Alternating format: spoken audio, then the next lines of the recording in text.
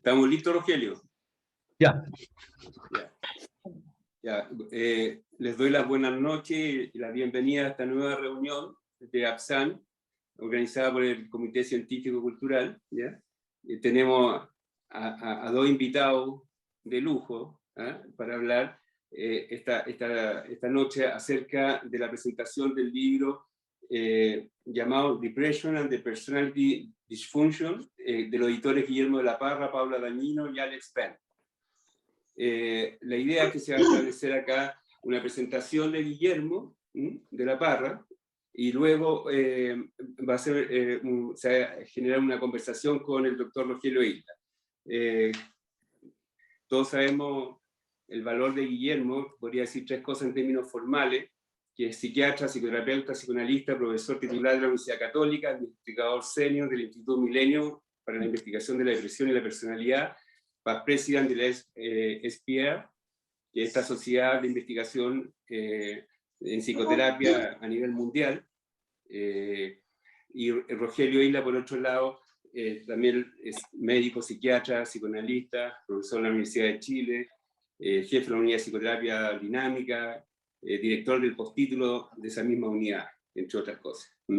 Y los dos son miembros de la Asociación Psicoanalítica Santiago, y nos orgullece mucho tener a ambos en nuestra institución. Ya, pero eso es lo formal. Y brevemente quiero decir que a los dos los conozco, estaba pensando desde el año 1987, recuerdo cuando Guillermo venía llegando de Alemania, de la Universidad de Ulm. Había trabajado con el doctor Tome y Helmut Kegel, ¿no?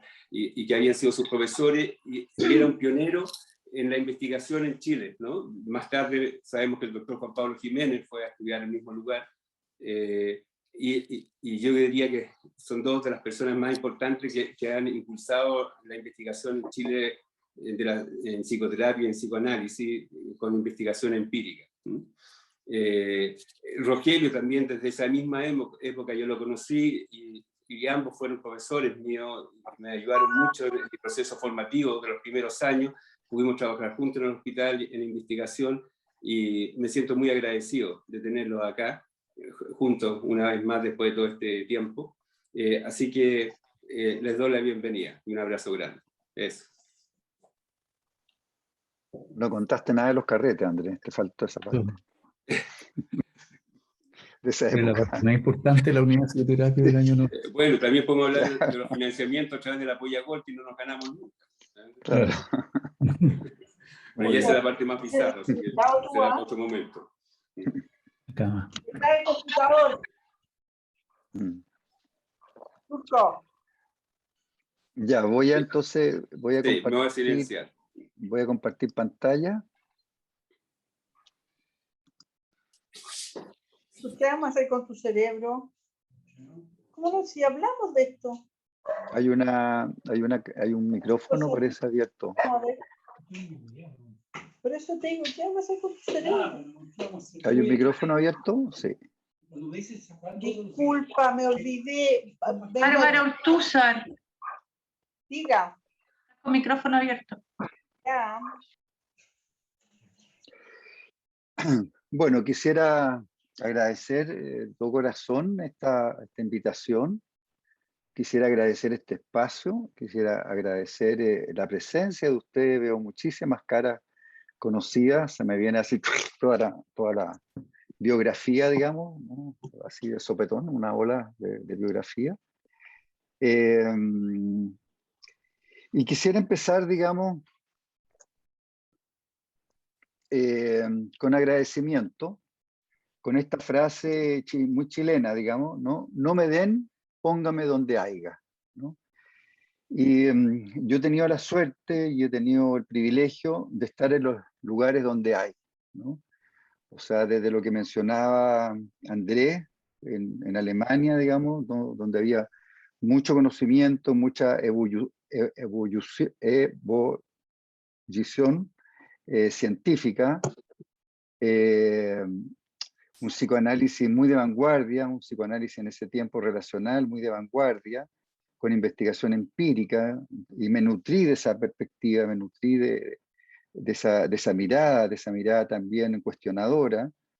Después, en Chile tuvimos la suerte, digamos, de formar la unidad de psicoterapia de El Salvador en su momento, después la unidad de psicoterapia del psiquiátrico, y ahí me nutrí, digamos, de la sabiduría de Rogelio, ¿no? Y de su profundidad teórica, de las personas que llegaron ahí, entre otros Andrés, ¿no? Con su creatividad. Ellos nos enseñaron lo que era la investigación cualitativa, que en ese momento estaba en pañales, digamos, en el mundo. Estos cabros, digamos, los trajeron, que eran tesistas, los trajeron ahí al hospital. Recuerdo a Alejandra von Bergen. Después, cuando llegué a la Universidad Católica, no solamente me nutrí, ¿no? Ahí estuve, ¿no? Donde había mucho conocimiento, tanto en el departamento de psiquiatría, como tuve la suerte que Marianne Krause me invitara a investigar con ella, ¿no? Y aprendí cualquier cantidad, digamos, investigando con ella y formando junto con Juan Pablo en su momento, Juan Pablo Jiménez, y con más personas el doctorado de investigación en psicoterapia, y después lo que fue, que voy a mostrarlo en un momento más, el núcleo y el núcleo milenio. La formación de la unidad de psicoterapia de adultos también en la Católica, ¿no? Donde me nutrí de compañeras de ruta súper importantes, ¿no? Como Elina Gómez Barri, la Paula Dañino, con quien editamos el libro, ¿no? Y que hemos sido compañeros de ruta en investigación en psicoterapia, y he aprendido cualquier cantidad de su capacidad busquilla, ¿no? De traer información, ¿no? Y de nutrirme de información para desde ahí poder cocinar, ¿no? Trabajos, y poder cocinar ideas, y poder cocinar ideas científicas. Así que no me den, póngame donde haya, ¿no? Y he estado, como le digo, en lugares muy, muy privilegiados, con gente que sabe mucho, de las cuales estoy tremendamente, tremendamente agradecido.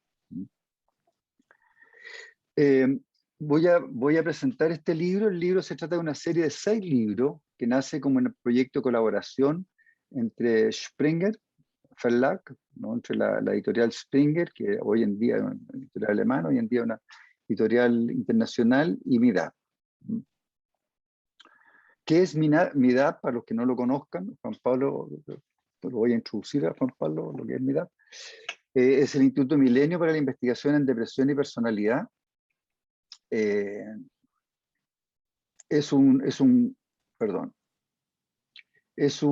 instituto nace, digamos, del núcleo Milenio, que se llama Intervención Psicológica y Cambio en Depresión, que dirigía Marianne Krause, que se convirtió después, mediante concurso, digamos, en el Instituto Milenio para la Investigación en Depresión y Personalidad. Es un programa muy ambicioso, de 10 años de duración, como ustedes ven, del año 2014 al 2024, que hoy en día dirige entonces Juan Pablo Jiménez. Acoge, digamos, ¿no? A investigadores asociados, adjuntos, investigadores seniors, investigadores jóvenes, postdoctorales, investigadores colaboradores, estudiantes posgrado, estudiantes pregrado, ayudante de investigación, etcétera, aproximadamente unas 200 personas. Las 4 ejes de acción es investigación científica de frontera, formación de científicos jóvenes, trabajo colaborativo en redes y proyección hacia el medio externo. Estas son las líneas de investigación que tiene el Milenio: estructura y procesos biopsicosociales básicos, donde se preocupan de los aspectos también etiológicos, ¿no? De la depresión y la personalidad; promoción de la salud y prevención psicosocial; intervenciones psicoterapéuticas y procesos de cambio, que es la línea donde estoy trabajando yo, y Paula Dañino, por ejemplo, que está aquí presente, que es coautora del libro, como decía; y cronicidad de la depresión.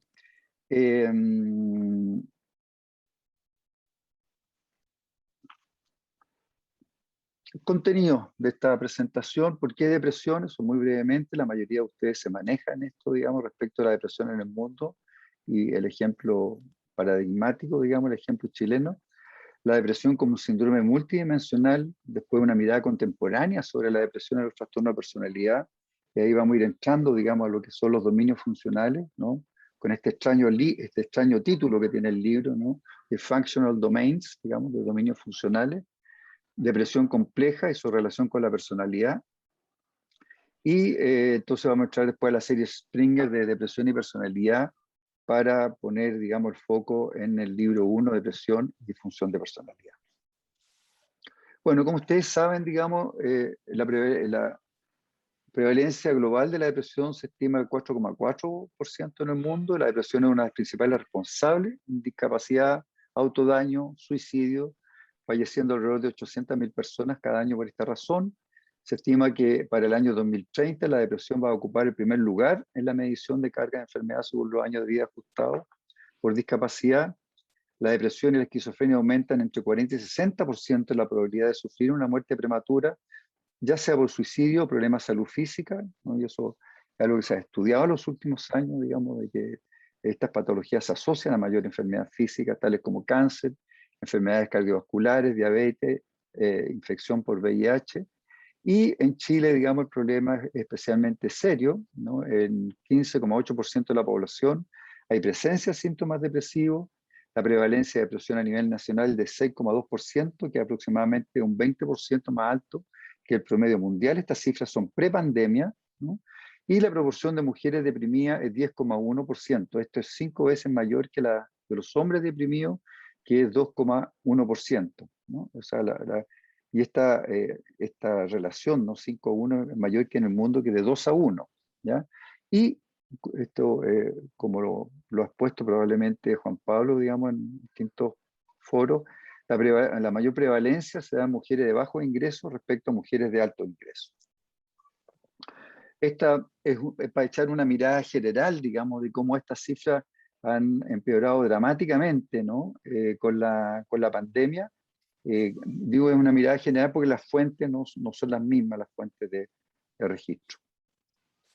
Personalidad y depresión, ¿no?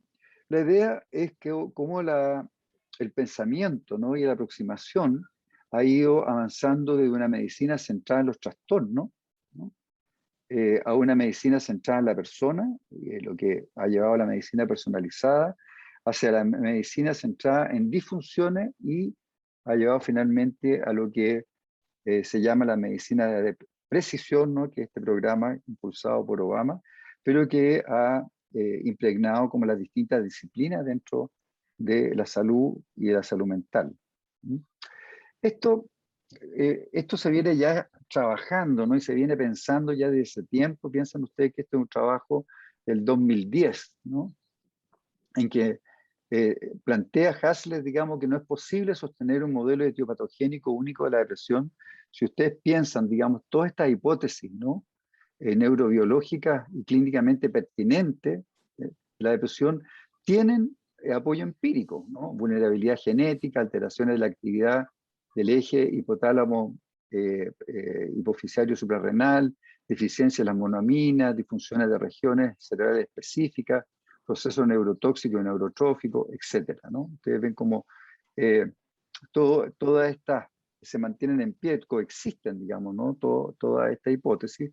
Por lo tanto, Hasler plantea que es improbable un modelo unificado de la depresión que explique los resultados variables de los estudios, ¿no?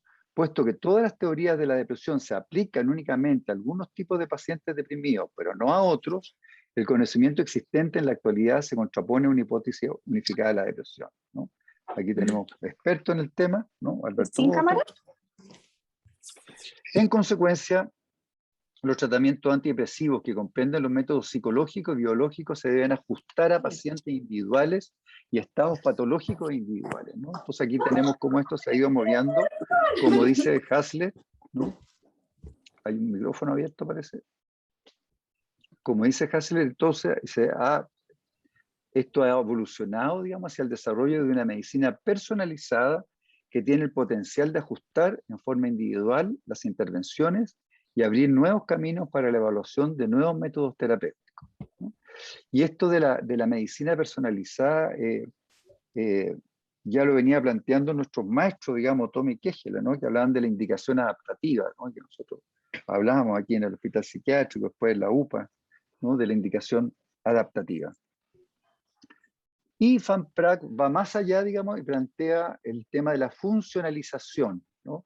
Dice la funcionalización significa definir antes que nada los síntomas psicopatológicos que constituyen el síndrome depresivo Y luego, lo que es más importante, evaluar y, de ser posible, medir las disfunciones psíquicas subyacentes. Las disfunciones psíquicas subyacentes a los síntomas psicopatológicos. O sea, los síntomas psicopatológicos y las disfunciones psíquicas no son sinónimos. El síntoma psicopatológico es la consecuencia de disfunciones psíquicas, ¿no? Y ahí entonces nosotros a esas disfunciones es donde debiéramos apuntar, ¿no? Estas disfunciones psíquicas subyacentes es lo que hoy día se llaman los fenotipos intermedios. Respecto a los trastornos de personalidad, ¿cierto? Se ha ido evolucionando desde una mirada categorial a una mirada dimensional y de nuevo a las funciones y los dominios funcionales. La mirada categorial de los trastornos de personalidad, como ustedes saben, todavía la usamos, todavía se usan clínicamente, todavía se usa en el DSM-4, todavía se usa para enseñarle trastorno de personalidad a los becados de psiquiatría, a los internos de psiquiatría. Todavía está presente, todavía está muy presente, digamos, la sección 2 del DSM-5, que es el que más se usa. Ha estado presente el ICD-10, ¿no? Y todos estos sistemas todavía están usando categorías diagnósticas, categorías discretas. Proviene, como ustedes saben, del modelo médico, desde Kraepelin. La enfermedad mental es una condición médica discreta, con claros límites entre salud y enfermedad, ¿no? La persona tiene o no tiene un trastorno de personalidad. Se asume entonces que aquellas personas que tienen un trastorno requieren tratamiento y los que no tienen, no. Entonces tú tienes trastorno, tú no, tú sí, tú no, tú sí, tú no, ¿no? O sea, sería esa mirada como discreta, categorial de los trastornos de personalidad. Sin embargo, los numerosos análisis factoriales muestran que el ordenamiento de las características, mezcla de rasgos y síntomas, a las diversas categorías no se agrupan según lo esperado, sino que se distribuyen a través de los diferentes diagnósticos, lo que redunda en que los pacientes frecuentemente cumplen con los criterios de más de un diagnóstico, lo que sería una comorbilidad artificial, ¿cierto? Un paciente puede ser asignado, digamos, a tal categoría y a la vez a esta otra categoría, ¿no? Entonces, ¿tendría una comorbilidad? No, es una comorbilidad artificial. Los pacientes que caen en la misma categoría diagnóstica tienen problemas muy diferentes, gran heterogeneidad dentro de una categoría diagnóstica. Piensen en sus propios pacientes así llamados limítrofes, ¿no? Y que tienen pacientes limítrofes con muchas capacidades, por ejemplo, con muchas capacidades en algunas funciones de la estructura de personalidad, por ejemplo, pacientes limítrofes que tienen buena capacidad de insight, que se puede trabajar muy bien con ellos, ¿no? Y otros pacientes limítrofes que no tienen esa buena capacidad de insight. Entonces, en una misma categoría de diagnóstico pueden haber pacientes que se diferencian mucho entre ellos, ¿no? Muchos pacientes muestran un patrón de dificultades específicos que no permitan ser clasificados dentro de un diagnóstico, ¿no? Y por eso que hay una altísima prevalencia del así llamado trastorno de personalidad no especificado. Además está el problema de estigmatización, y ya en la APA, digamos en el año 2000, reconoce que los trastornos de personalidad representan variantes maladaptativas de rasgos de personalidad que se continúa imperceptiblemente con la normalidad. O sea, hay una tendencia, digamos, a pensar en términos de un continuo, ¿no? En términos dimensionales. Así, entonces, la presunción de que es posible diferenciar categorialmente a personas con y sin trastorno de personalidad se ha demostrado como empíricamente insostenible. Existe más apoyo para pensar en términos de los rasgos, de que los rasgos de personalidad se distribuyen en un continuo, una transición fluida hacia manifestaciones patológicas, es decir, la evidencia apoya la existencia de un continuo entre personalidad normal y anormal, ¿no?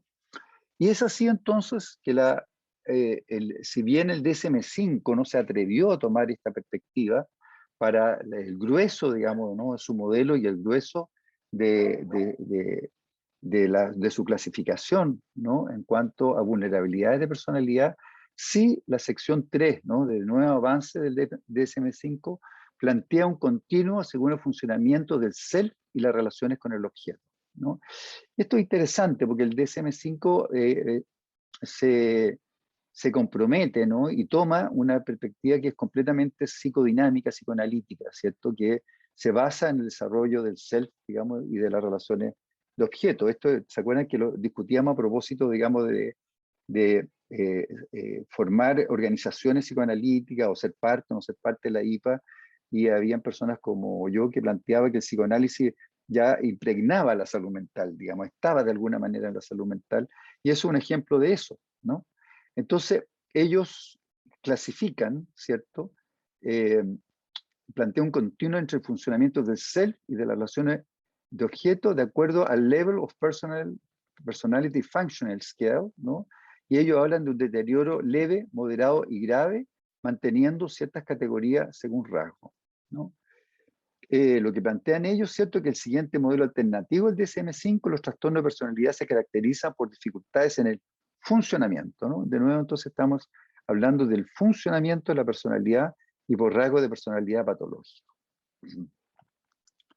El ICD-10 fue radical, fue mucho más radical, ¿no? Y eso generó mucha controversia en su momento.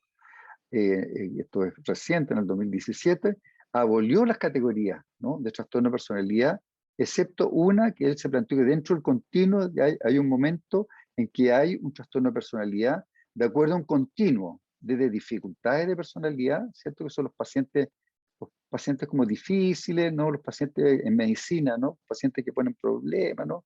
Que tienen dificultades en la personalidad, hasta trastorno leve, moderado y grave de personalidad, y se hace heredero, digamos, de la mirada de los Big Five, ¿no? Y que se basa entonces en los sets de constructos dimensionales de regulación versus estabilidad, extraversión versus introversión, antagonismo versus compliance y impulsividad versus represión.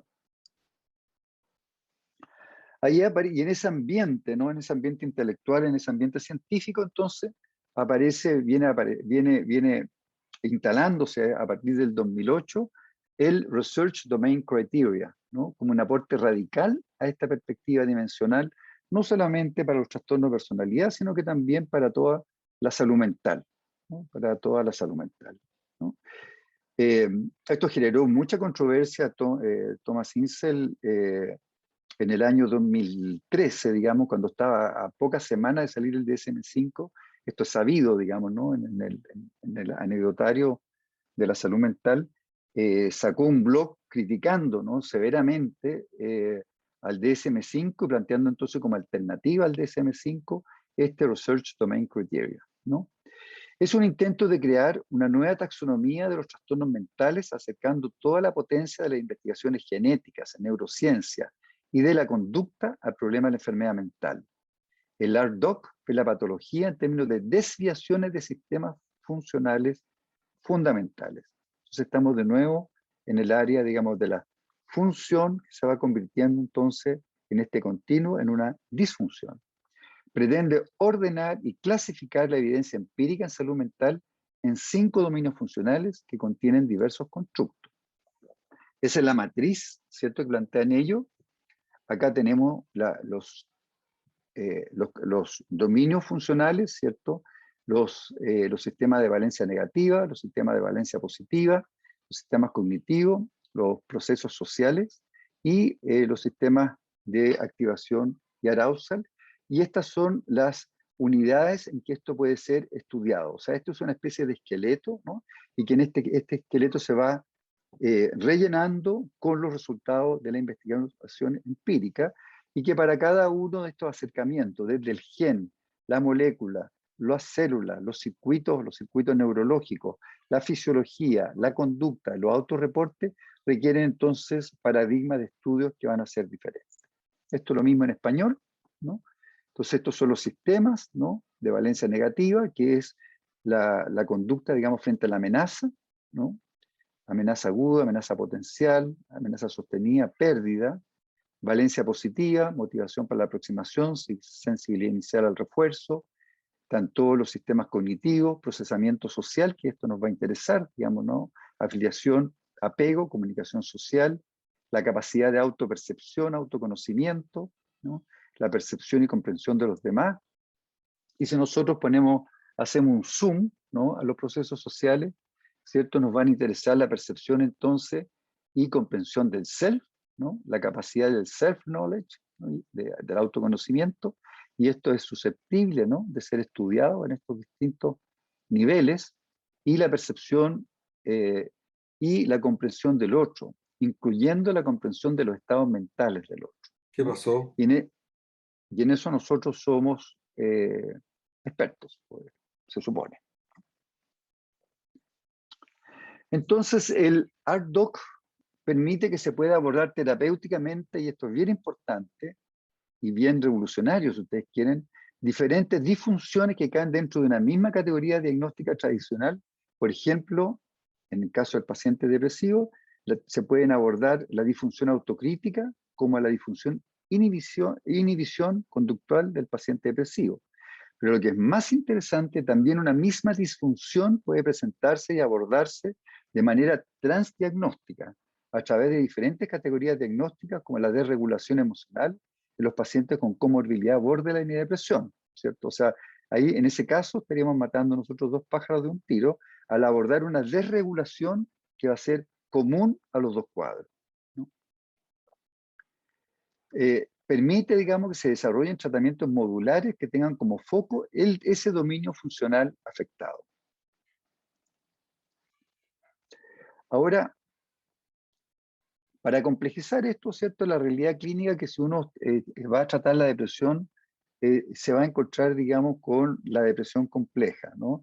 Las guías clínicas de depresión, dicen los autores que las critican, digamos, ¿no? Y la experiencia en APS, y aquí varias personas van a poder comentar sobre eso, las guías clínicas tratan la depresión, pero no tratan al paciente depresivo, ¿no? Y el paciente depresivo, digamos, normalmente es un paciente bastante más complejo, ¿no? En que hay no solamente un cruce entre depresión y personalidad, sino que más, ¿no? O sea, la depresión es sensible a ser complejizada desde el punto de vista del cuadro clínico, la recurrencia, la cronicidad, la refractariedad, pero además la depresión va a estar teñida por el funcionamiento de la estructura de personalidad, así llamada comorbilidad, trastorno de personalidad, va a estar teñida por el estilo de experiencia depresiva, ¿no? Y que muchos de ustedes conocen, digamos, el perfil anaclítico versus el perfil introyectivo, y eso cambia completamente, digamos, el pronóstico de la depresión, la evolución de la depresión, y la sensibilidad al tipo de terapia, ¿no? Al tipo de terapia que va a ser sensible. Puede estar teñida por el riesgo suicida y, importantemente, por factores contextuales del usuario y de los prestadores, ¿no? Por las comorbilidades médicas y las comorbilidades psíquicas, ¿no? Es importante que los factores contextuales del usuario, o sea, un paciente, digamos, que proviene, digamos, de un medio de vulnerabilidad social, va a ser más difícil de tratar. Esto me acuerdo el doctor Vega, Negro Vega, doctor Jorge Vega, contaba, digamos, de cuando empezaron a aplicar las guías clínicas de la depresión, digamos, a nivel de APS, de salud pública, se encontraban que había un grupo de mujeres que no respondían al tratamiento, ¿no? Y cuando las estudiaron, eran mujeres que eran víctimas de violencia intrafamiliar, ¿no? Entonces, ¿cómo los factores contextuales, digamos, van a tener un efecto? Y el lugar donde se trabaja, o sea, el factor contextual de los prestadores, ¿no? O sea, hay toda una clasificación y toda en el capítulo nuestro se dedica, digamos, a lo que se llama el paciente difícil, y lo tomaron otros autores también, ¿no? Y cómo el paciente difícil es más difícil si es tratado en APS y es menos difícil si es tratado en nuestro consultorio en San Joaquín, digamos, ¿no? Porque las condiciones que tiene el tratante, digamos, son más malas, ¿no? Entonces, un paciente con cierta vulnerabilidad de la estructura de personalidad, hay una depresión, en APS puede ser un paciente difícil y complejo, y para un excelente becado de psiquiatría que lo ve en el consultorio de San Joaquín, excelentemente supervisado, va a tener una excelente evolución. Así entramos entonces a la serie Springer, Depression and Personality.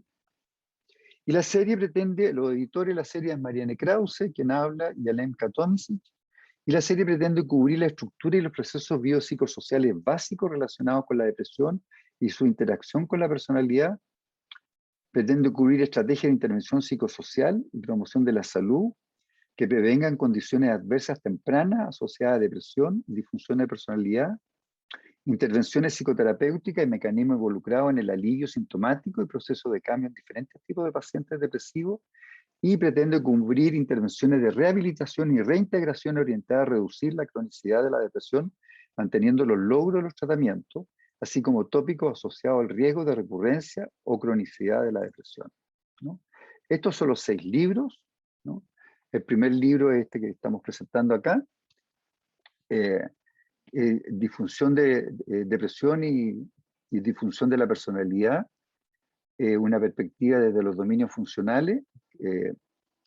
Aquí nos acompaña Paula Dañino, que es una, como decía, una de las personas con las que yo me he nutrido, digamos, en mi carrera, y Alex Ben también, que con su perspectiva contemporánea, ¿no? Que está, pero se ha leído el último paper de ayer, ¿no? A mí me ha nutrido tremendamente, digamos, he aprendido muchísimo de él, ¿no? El libro 2, que está a punto de aparecer, que está en prensa, Juan Pablo me corregirá si en estos días no habrá aparecido, ¿no? Que se refiere a los modelos teóricos y etiopatogénicos de la depresión y que está editado junto con Alberto Boto, que está aquí presente, y Peter Fon aquí. El libro 3, Prevención y Manejo de la Depresión, Nuevas Perspectivas, de Vania Martínez, Claudia Miranda. El libro 4, de Desarrollo Socioemocional Infantil y Depresión, Prevención y Psicoterapia, con María Pía Santelice y Claudia Capella. El libro 5, Experiencia Relacional de Suicidio, con Susana Morales, Jorge Barro y Orieta Chavarri. Y el libro 6, Investigación de Procesos Psicoterapéuticos en Depresión y Personalidad, que edita Mariane Krause, Daniel Espinosa, que es un colega joven de Colombia, y Olga Fernández. Ese es el libro, aquí lo ven, junto a ustedes. Y lo vamos a mirar entonces un poco más de cerca. ¿Cuál es digamos, lo que enmarcaba el libro? Era, primero, poner en un pie forzado a los autores de los capítulos. O sea, tenían que escribir sus capítulos a la luz de los dominios funcionales como los que les mostré, ¿no? En la línea con lo explicado, el libro desarrolla la idea de que el funcionamiento de la personalidad incluye dominios funcionales relevantes, susceptibles de ser abordados terapéuticamente de manera transdiagnóstica, en los términos que expliqué, incluyendo funcionamiento self-objeto, autocriticismo, desregulación afectiva, función reflexiva, disfunción social, capacidad metacognitiva, regulación de la identidad, entre otros. Hay una preferencia explícita por el término disfunción de personalidad versus trastorno de personalidad por la línea argumentativa que seguí. Desde la perspectiva dimensional permite incluir desde rasgos, ¿no?, de personalidad, adaptativos, sanos de personalidad, disfunciones subdiagnósticas hasta patología de personalidad. Los autores responden al pie forzado de los dominios funcionando, incluyendo, cada vez que podían, la noción de depresión compleja. Entonces, voy a repasar, y con esto voy a terminar, voy a repasar los capítulos, digamos, a través de los conceptos claves que transmitía cada uno de los capítulos.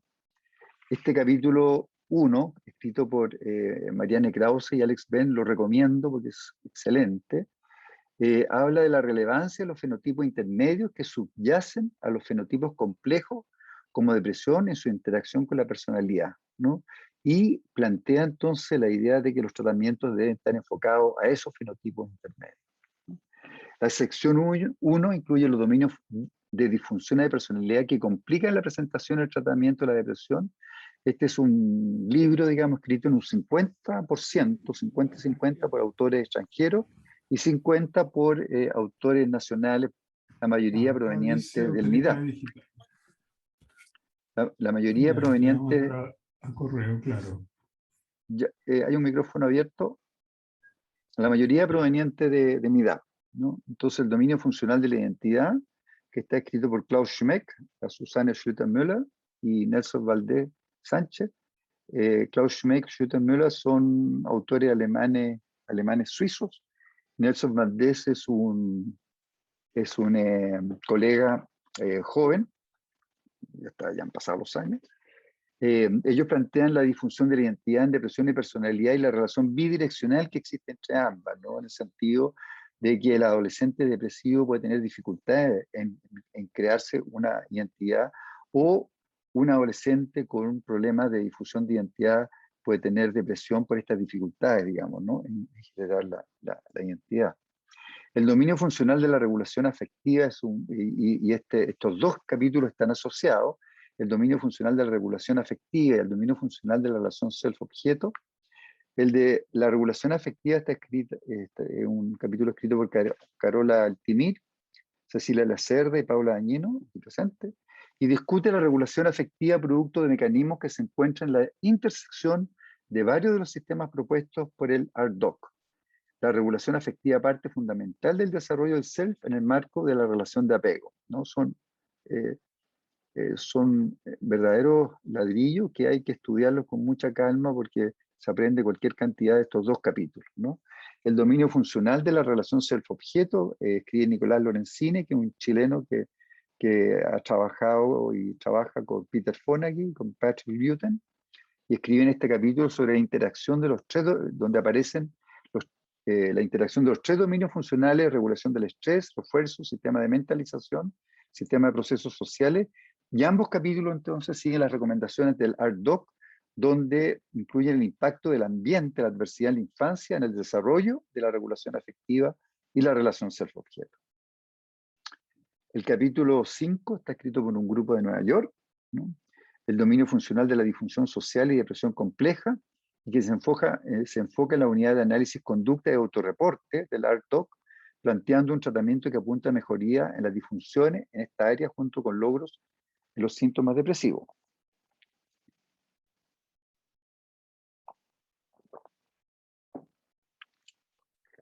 El capítulo 6, hallazgo neurobiológico que subyace en la disfunción de personalidad y depresión, de la vulnerabilidad a la susceptibilidad diferencial, escrito por Alberto Boto y Caroline Layton, que Alberto está aquí presente. Va desde el nivel genético de la RDoC hasta la expresión fenotípica de la vulnerabilidad al ambiente, afirmando que hay un consenso creciente respecto a que la mayoría de los trastornos psiquiátricos comunes, como la depresión y la ansiedad, se explican mejor como trastornos complejos que involucran disfunciones de nuevo, en varios sistemas biológicos en interacción con factores ambientales. El dominio funcional de la autocrítica se ha ido imponiendo, ¿no?, como un constructo súper importante para el manejo de la depresión y de los trastornos y de las vulnerabilidades de la personalidad. Y los autores abordan entonces este dominio funcional en un continuo de la normalidad, ¿no?, de la autocrítica normal que tienen la mayoría de ustedes, y nosotros, hasta su potencia patogénica, ¿no?, la potencia patogénica que tiene la autocrítica en las disfunciones de personalidad y la depresión, así como su manejo terapéutico. La sección 2 aborda modelos integrativos de depresión y disfunciones de personalidad, las implicancias para el diagnóstico y el tratamiento. Paul Feringer, Pablo Martínez y Sergio Gloger abordan la depresión compleja, una aproximación diagnóstica basada en dominios funcionales, donde toman el rol de la adversidad en la infancia, en complejizar la depresión respecto a sus manifestaciones clínicas, pronóstico y tratamiento. Este es el capítulo escrito por nosotros, Depresión compleja en ambientes de alta presión asistencial, estrategia y competencias terapéuticas, donde los autores son quien habla, Karina Zúñiga, Paula Añino y Elina Gómez Barri, y aborda la depresión compleja incluyendo todos los factores mencionados: personalidad, vulnerabilidad social, prestador, comorbilidad, asimilándola al así llamado paciente difícil, como les contaba, entregando herramientas muy concretas para una terapia orientada a disfunciones de la estructura de personalidad en contextos vulnerables, ¿no? Nosotros aquí nos hacemos eco del OPD, trabajamos con el OPD, diagnóstico psicodinámico personalizado, y aplicamos entonces la psicoterapia orientada a la estructura desde la perspectiva del OPD. El libro termina con este capítulo: modularizaciones del tratamiento de la depresión compleja de acuerdo a la terapia metacognitivo interpersonal, y detalla una psicoterapia que aborda disfunciones específicas a través de módulos para aliviar tanto síntomas depresivos y o manifestaciones de vulnerabilidad de la personalidad, y un claro ejemplo entonces una aproximación transdiagnóstica. Entonces, en el capítulo final, ¿no?, quiero explicitar, digamos, en las reflexiones finales, cuáles son las líneas generales que cruzan el volumen. Primero, el crecimiento psicoemocional y cerebral humano depende del interjuego de dos tareas del desarrollo. A ustedes eso es, es obvio, digamos, ¿no? Pero interesante que esta mirada cruza todo el libro, ¿cierto? Dos tareas del desarrollo: la definición del self y el relacionarse con el otro, ¿no?, a través de la relación de apego y otros vínculos.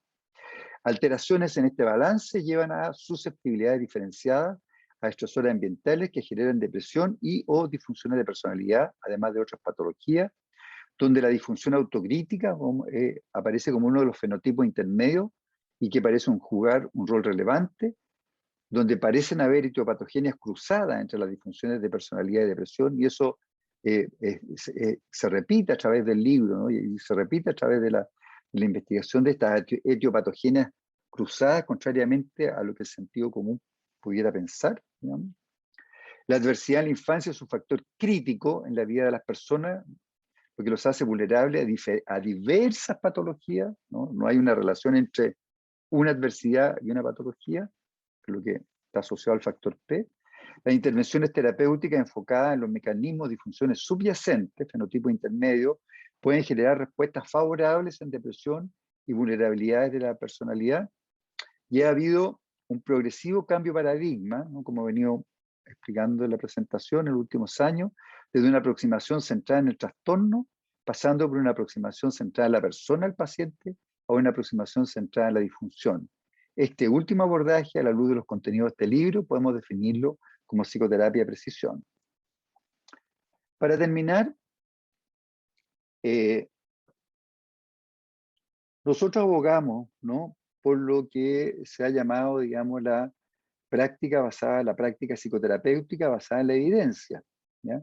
Y la práctica basada en la evidencia, para poder poner en marcha, digamos, ¿no?, un proceso terapéutico, debe tomar en cuenta al paciente respecto a sus características, cultura y a sus preferencias, ¿no? En todo el proceso de indicación y de negociación, debe hacerse cargo, digamos, y poder usar la mejor evidencia disponible, ¿cierto? Y eso va a interactuar con la expertise del clínico. Pero la expertise del clínico, y tomando un concepto, ¿no?, que usan Juan Pablo y Alberto Boto, ¿cierto?, es sabiduría clínica, ¿no? Y la sabiduría clínica, los estoy parafraseando, incluye la capacidad para establecer un vínculo significativo. Sin eso no hay nada, ¿cierto?, que le permite entender la subjetividad del paciente y con la capacidad de incluir en su accionar la mejor evidencia disponible. Nosotros esperamos con este libro haber aportado a esta parte, digamos, a la mejor evidencia disponible. Muchas gracias.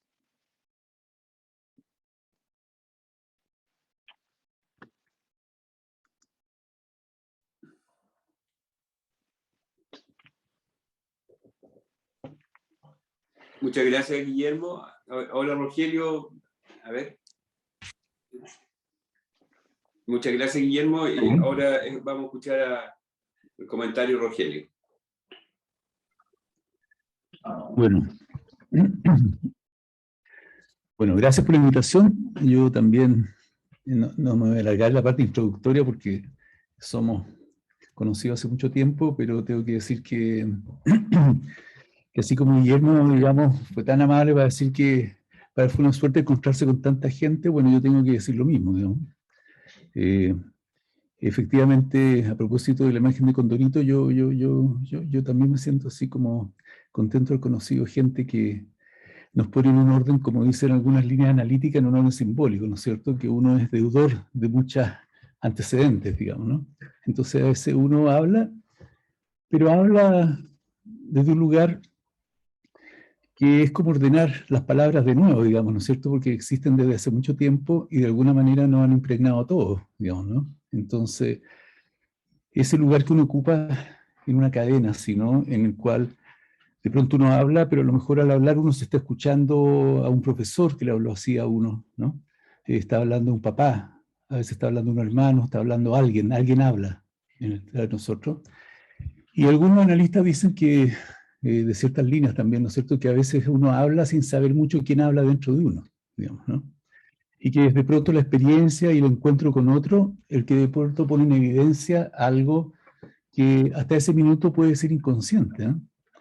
Y yo creo que es bien interesante. A mí me ha pasado muchas veces, por ejemplo, que cuando, a propósito de nuestra experiencia en el hospital y esos años que no solamente nos estábamos interesados en conocer más de la psicopatología de un punto de vista dinámico, y obviamente todo influenciado por la seducción que implicaba, digamos, una mirada analítica, a mí me tocó hacer y a todos nos tocó, pero en los últimos años, durante muchos años, me ha tocado hacer muchas ediciones de sonido, video, imágenes, de interacciones con pacientes, distintas intervenciones. Y uno de los impactos más grandes que yo tenía... Conferencia, y aparece como al meme, sale Zoom. Alguien está abierto un por micrófono. favor, silencie los micrófonos. Que hay alguna persona que se le abrió el micrófono. Ya. Bueno, es simplemente para comentar, por ejemplo, que un impacto muy grande que me produjo a mí el trabajo en el hospital en relación a la experiencia de tratar pacientes de distintos niveles en terapia, era escucharme mi voz, digamos, ¿no? Entonces, de pronto mi voz me parecía como una cosa desconocida, incluso molesta, así, ¿no? Bueno, eso parece ser una experiencia común a todas las personas, pero tal vez yo lo recuerdo por lo siguiente, porque pensando un poco, cuando hablamos con Guillermo de comentar el libro, me di la tarea de leerlo, solo que algunos capítulos lo pude leer así un poco más, ¿no es cierto?, más en profundidad, en un libro con muchos capítulos, pero extraordinariamente interesante, como lo hablábamos con Guillermo hace un rato, en el sentido de algo que desde el punto de vista de nuestra práctica me parece importante. Yo puse ahí en un comentario que yo considero que los distintos tópicos, por ejemplo, específicamente en el campo de la depresión, es un megatópico en que el problema no es la falta de información, sino que el exceso de información. Entonces, las personas de pronto tenemos problemas con el exceso, ¿no? Y cómo articular eso de una manera que pueda tener un sentido, ¿no? Y no solo una mera acumulación de información. A mí me parece que el libro es un trabajo monumental, digamos, es un trabajo enorme, con personas que evidentemente tienen un trayecto largo en investigación, con conocimientos profundos en áreas metodológicas, también me doy cuenta en la clínica, en la información desde múltiples perspectivas. Entonces yo me siento capaz de hablar brevemente, ojalá, desde la perspectiva del impacto que me produce el libro en mi propia experiencia, ¿no?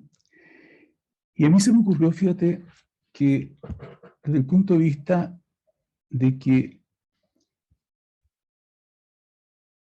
al leer los distintos capítulos y de alguna manera reflexionar un poco sobre cómo tomar algunas de las proposiciones que aparecían en el libro en un campo que, a pesar de que tengo cierta familiaridad con las clasificaciones, igual genera un impacto importante esto de los dominios así, ¿no?, funcionales.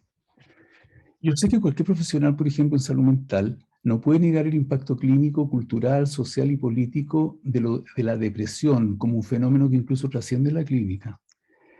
Pero nosotros hace tiempo, con Guillermo, aprendimos, por ejemplo, en el ejercicio de la observación clínica con pacientes en la unidad de psicoterapia, que era una experiencia distinta acercarse a ayudar a un paciente con un cuadro clínico X, específicamente un paciente deprimido, desde la guía que significaba la psicopatología clínica manifiesta versus la evaluación que hacíamos de la capacidad relacional de esa persona independientemente del nivel diagnóstico clínico psicopatológico. Y esto relacionado con la experiencia común en el trabajo clínico diario que teníamos en el hospital, tanto para los becados como las personas que tienen varios años de formación, encontrarse detrás de los elementos comunes de la nosología con la singularidad del sujeto que padecía la patología, era una experiencia que ponía en jaque todo tipo de manuales y clasificaciones que son obviamente herederos de la tendencia a la categorización diagnóstica. En la unidad nuestra en el hospital, en un periodo tuvimos conflictos, porque es propio de un grupo que trabaja al interior de una institución pública que está organizada básicamente como un servicio de salud mental público, ¿no es cierto?, donde básicamente los criterios son nosológicos y diagnósticos categóricos. ¿Cómo entramos en conversación con el resto de las personas? Porque obviamente lo que ocurre en toda institución es que normalmente nuestros pacientes, y la gran mayoría de nuestros pacientes, y por eso a mí me parece que tiene importancia el concepto de dominios funcionales que aparece repetido, ¿no es cierto?, como una línea conductora en el libro, cómo eso tiene potencia en lo que yo puedo dar cuenta como experiencia clínica, por ejemplo, desde otro lugar. Porque la gran mayoría de nuestros pacientes, y yo quería mostrar algo en relación a cómo el libro me ayudó a pensar desde un ángulo distinto la experiencia que he tenido yo con algunos pacientes tratados nuestros en la clínica.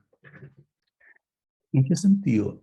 Nuestros pacientes, como todos lo deben saber, son personas que cuando las vemos, normalmente son personas que han sido vistas muchas veces, porque la mayoría de nuestros pacientes en los periodos adultos que nos consultan, son personas que ya tienen consultas psiquiátricas frecuentes en la adolescencia, a veces en la infancia también, pero normalmente nosotros estamos acostumbrados a recibir a alguien que tiene una ficha gorda, por decirlo así, ¿no? Entonces, ¿qué es lo que aprendimos, por ejemplo? Aprendimos, me acuerdo, con Guillermo y con Fernando Arao y Patricio Lobo cuando hicimos una vez un trabajo que significó una suerte, diría, narcisística, por ejemplo, ¿no? En el sentido que en ese clima de trabajo más o menos precoz, pero con un cierto furor psicoterapéuticus, por decirlo de una cierta manera, una proporción muy grande de pacientes abandonaban el tratamiento antes. Aquí la palabra antes habría que ponerla entre comillas, porque ese antes, como significante, habría que decirlo, estaba determinado inevitablemente por la expectativa de los terapeutas, ¿no? Después de todo, pensábamos después, tanto tiempo nosotros estudiar cosas interesantes, entretenidas, ¿no es cierto?, que nos gustaban, habría que aplicarlas. La experiencia mostró que más frecuentemente que lo que nuestro deseo terapéutico querría, las expectativas de los pacientes eran muy distintas a las expectativas de los terapeutas. Un cierto dolor narcisístico. También aprendimos, por ejemplo, un trabajo de investigación sobre entrenamiento terapeuta que nos demandó muchas horas, ¿no es cierto?, afinar el oído, escuchar, desarrollar un proyecto que demoró un tiempo, ¿no es cierto? Esto derivado del hecho que en un contexto de salud pública, por ejemplo, donde hay una cantidad de consultas por cuadros depresivos y por cuadros que hoy día llamaríamos básicamente en el campo predominante de los problemas de personalidad, y lo toco deliberadamente porque me llamó la atención que en el libro, casi en todos los capítulos, hay referencia a la relación profunda, ¿no es cierto?, y en distintos niveles de análisis entre los cuadros depresivos y los problemas de personalidad, que son, en este minuto, el campo y el universo fundamental de consulta diagnóstica a los profesionales de salud mental, mayoritariamente. Entonces, en ese contexto, yo quiero mencionar solamente que ese trabajo de investigación, ¿no es cierto?, que recordamos con bastante cariño, varios, donde muchos de los integrantes que están acá, Andrés Muñoz, Claudio Martínez, que fueron todos miembros de la unidad del hospital, ¿cierto?, desarrollaron una línea que nos permitió pensar en un modelo no solo cuantitativo, sino que cualitativo también. Pero una cosa fundamental que es intuitiva. El grupo de terapeutas entrenados sin experiencia, que fueron extraordinariamente mateos y se aprendieron el manual para trabajar y aplicando casi cada una de las indicaciones del manual con mucha más claridad y, diríamos yo, mateísmo por parte de los observadores del proceso, que fueron mucho más mateos que los terapeutas con experiencia más viejos, que no se aprendieron y fueron tan buenos alumnos con el manual. A los terapeutas jóvenes se les fue la gran mayoría de los pacientes. Y a los terapeutas viejos se les quedaron más los pacientes. Entonces, son fenómenos que podrían ser contraintuitivos o a lo mejor no. Los psiquiatras, especialmente los terapeutas en la clínica, son personas con desarrollos personales, pero también con un alto grado de intuición, ¿no es cierto?, respecto al otro. Se describen personas que pueden ser buenos terapeutas, malos terapeutas. Una vez Adam Horvath en un congreso Reñaca contó una historia a propósito de su desarrollo del concepto de alianza terapeuta que fue muy divertida, que él, evaluando a una persona que quería trabajar con pacientes, llegó un momento que le dijo, mire, usted lo que tiene que hacer es nunca ver un paciente, dedíquese a otra cosa, como aludiendo a ciertas capacidades que son básicas para poder relacionarse. Pero el punto de esto para mí sería lo siguiente, que efectivamente yo creo que desde hace mucho tiempo hay esta situación, ¿no es cierto?, como dicotómica, que atraviesa hasta hoy día, y es lo que le comentaba Guillermo el otro día, que tiene que ver con cómo las personas que trabajan básicamente en la clínica leen un libro como este. Es decir, cuál es el tipo de elaboración que una persona que se dedica básicamente a la clínica, que ocurre mucho en nuestro campo, ¿no es cierto? Incluso en el tiempo nuestro teníamos una especie como de chiste en la unidad, ¿te acuerdas, Guillermo? Que eran los de acá y los de allá, ¿no es cierto? Los que estaban investigando y los que querían reflexionar sobre la clínica, ¿no? Y teníamos una especie como de división en el grupo, ¿no? Una división simbólica que quieres que siga hasta hoy día. Entonces, yo tomando en cuenta y sin querer latear, digamos, largamente acá, quiero comentar algo que podríamos llamarlo así como una pequeña experiencia respecto al libro. El libro a mí me hizo reflexionar sobre algo que es a lo mejor, igual que el huevo Colón, obvio, a posteriori. Bueno, hay muchas cosas que son obvias a posteriori o obvias para el otro. Lacan, pensador del siglo pasado, que trascendente creo yo, pero que a mí me ha parecido muy interesante a través del tiempo, dice que el inconsciente es eso que es obvio para el otro, ¿no? Entonces, dice una cosa muy interesante y que yo incluiría acá. Al reflexionar yo, por ejemplo, sobre alguna de mis experiencias en el trabajo del hospital, se me ocurrió mostrar brevemente una experiencia con distintos momentos de la terapia de una paciente que cumple con muchos de los criterios de lo que se está hablando acá.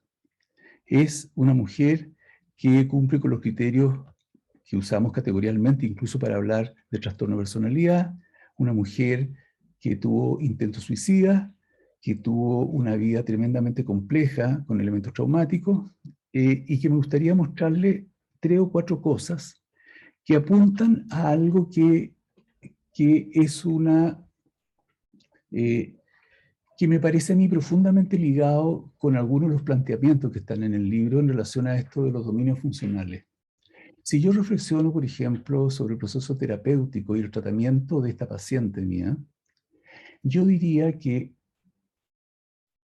lo que se constituyó como un elemento fundamental, como ocurre en todo proceso terapéutico probablemente, pero que de alguna manera aplicado tal vez sin tener plena conciencia, porque uno de pronto adquiere conciencia a la medida que maneja los conceptos.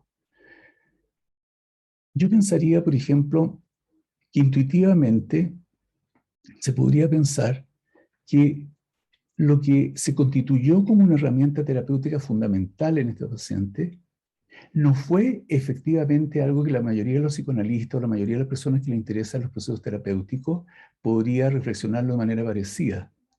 Yo pienso, por ejemplo, que yo no estuve atrapado o de alguna manera no estuve conectado básicamente con la severidad del cuadro depresivo de la paciente, sino que fundamentalmente lo que se constituyó ahí fue una escena relacional en la cual los elementos que fueron apareciendo fueron elementos tremendamente disfuncionales de la paciente. Les quiero comentar un par de cosas y para eso me gustaría mostrar unas láminas. Entonces no sé si tengo para compartir pantalla, Claudia. Ah, sí. Les voy a mostrar algo que es unas láminas que tienen que ver con una evaluación que se hizo de la terapia a esta paciente con la ayuda de algunos instrumentos de evaluación, entre los cuales los más fundamentales eran el OQ45, y que lo desarrolló básicamente Claudia Martínez, junto conmigo, miembro de la unidad, para hacer una reflexión respecto a la evolución de la terapia a esta paciente. ¿Se ve ahí? ¿Se ve? Ok.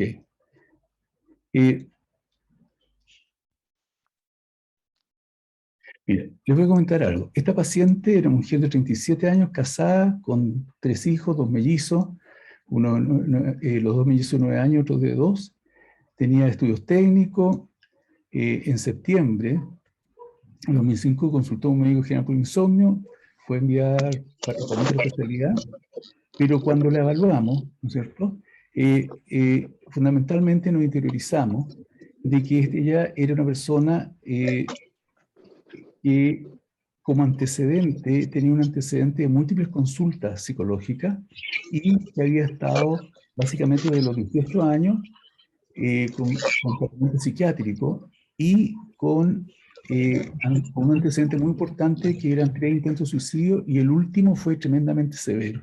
La paciente estuvo en una UTI, tuvo un tratamiento específico, se quemó la vía aérea, estuvo en diversos tratamientos y como muchas pacientes con estas características no había terminado ninguna. Su madre murió hace poco tiempo.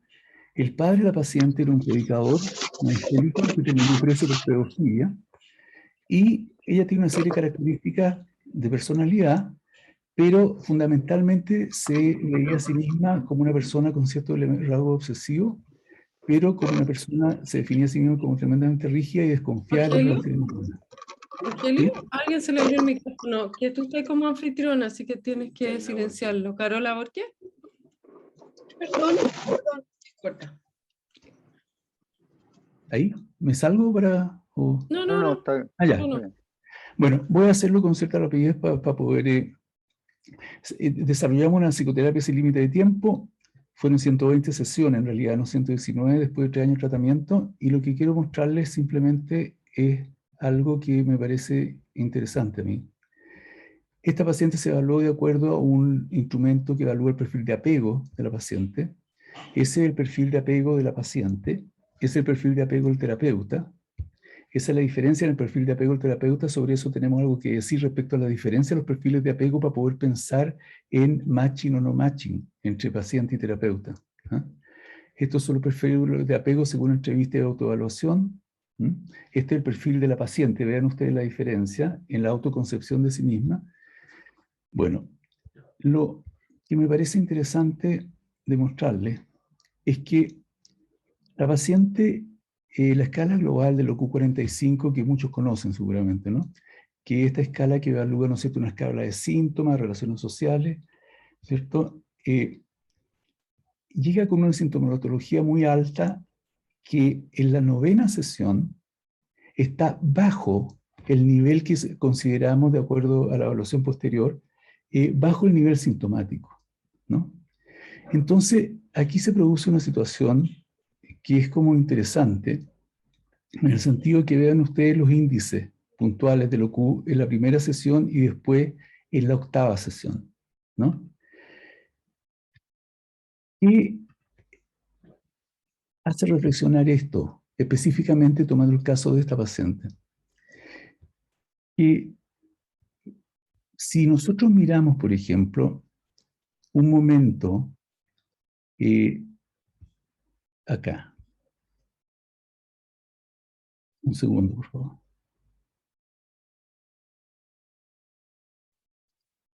Un segundo, quiero mostrarle algo.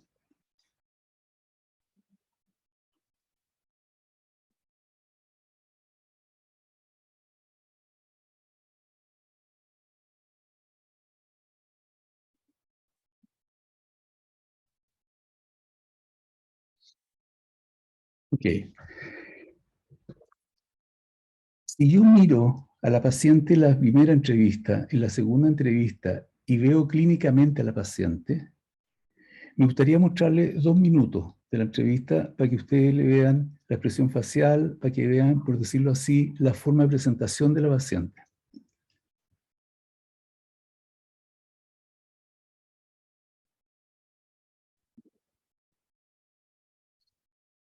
Se ve, ¿no?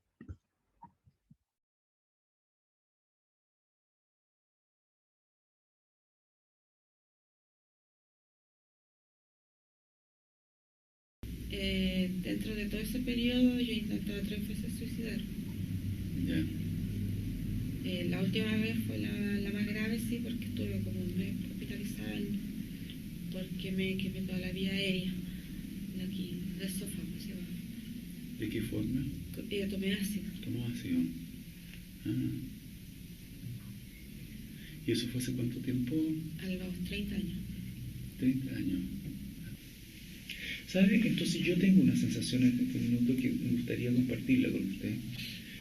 Porque entonces, por ejemplo, si a mí la emoción que usted me transmite y que a mí me produce una gana así como de ayudar, digamos, ¿no? ¿En qué lugar quedaría yo? ¿Como medio ingenuo sería yo? Si yo me parece que queremos ayudar o queremos ver cómo cambiar un poquitito la vida suya. El esquema. ¿Ah? No ingenuo, ¿no? No, digo sería porque... o sea, en el fondo es una manera diferente de que me pregunten las cosas, ¿me entiendes? Esta que estamos haciendo acá. Esta que estamos haciendo ahora, porque, bueno, mi marido también me pregunta, pero de otra forma, o sea, es más enérgico, que como, siempre bajoneado, con la cara larga. O sea, es por el trato. Y uno bueno, se va explayando, va abriendo, depende de la persona que tiene enfrente de uno. Porque si a uno no le hablan duro, uno nunca va a ceder y va a ponerse a decir las cosas así, tan... ¿Me entiendes? ¿A usted le haría sentido que tuviéramos otras reuniones entonces? Sí. ¿Sí? Ya. ¿Sabe? Entonces vamos a hacer lo siguiente, mire. Yo lo voy a citar para el próximo viernes. Muestro eso porque, sin detenernos detalladamente, de alguna manera el clima, la expresión física, ¿no es cierto?, podríamos llamar la psicopatología de la paciente, creo que habla, ¿no? Cómo se ve ella, ¿no? Entonces yo pensaba, por ejemplo, cómo nosotros nos situamos frente a lo que ocurre, por ejemplo, cuando después de 8 reuniones, ¿cierto? Después de 8 reuniones, eh, eh,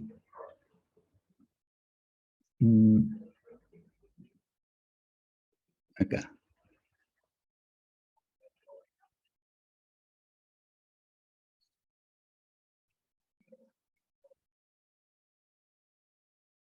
Después de 8 reuniones, por ejemplo, la paciente se ve así.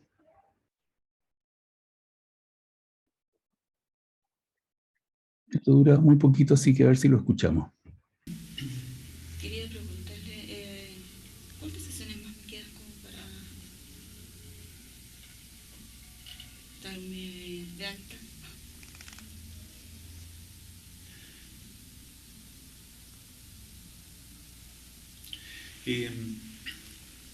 No sé todavía. Quería preguntarle. Ya. Entonces,